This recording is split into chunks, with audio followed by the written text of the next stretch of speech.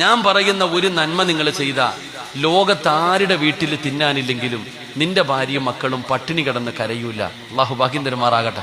ഒന്ന്, അള്ളാഹു പറയുന്നു സൂറത്ത് ത്വാഹ, ഞാനല്ല ഖുർആനാ പറഞ്ഞ, സൂറത്ത് ത്വാഹ, പരിശുദ്ധമായ ഖുർആൻ. സൂറത്ത് ത്വാഹ എന്ന അധ്യായം എടുത്തു നോക്ക്, അതിന്റെ അവസാനത്തെ പേജ് എടുത്തു നോക്ക്.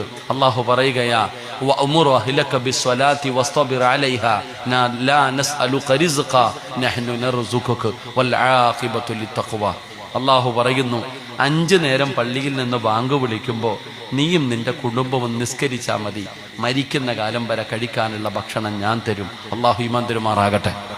അള്ളാഹു ഈമാൻ തരുമാറാകട്ടെ. എന്ത് ചെയ്താ മതി?